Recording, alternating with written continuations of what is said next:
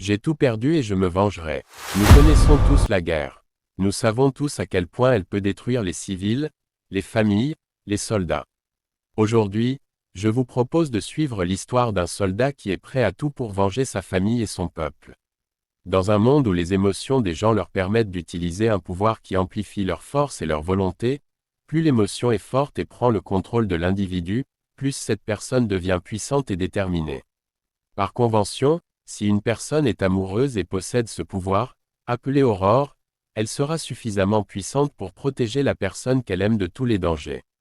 Tout commence avec le royaume de Synax, un royaume situé à l'époque médiévale, d'environ 2000 habitants. Il n'est pas très grand. Dans ce royaume, il fait bon vivre. On organise souvent des joutes et le commerce y prospère.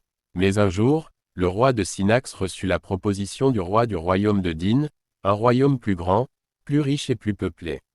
Il proposa au roi de Synax d'envoyer sa fille, âgée de 21 ans, pour l'épouser au prince du royaume de Din, alors âgé de 23 ans. Le roi hésita puis accepta.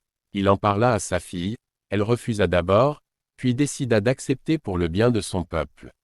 Une semaine après sa décision, la princesse fut envoyée avec quelques gardes en éclaireur pour finaliser les accords et préparer la cérémonie. Une fois arrivée au château, elle rencontra pour la première fois son futur beau-père et sa future belle-mère. Elle fut accueillie par le prince, gentil, poli, aimable et souriant. Il organisa un grand dîner en son honneur. Il organisa ce dîner en grande pompe, sur la place publique. Le soir du dîner, ce qu'elle pensait être un rêve tourna au cauchemar. Tous ses gardes furent tués sauf un, et elle fut empoisonnée.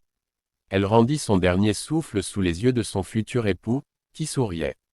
Puis il dit, « Toi et ton peuple, vous méritez de mourir. » Abonnez-vous, likez et commentez pour la suite.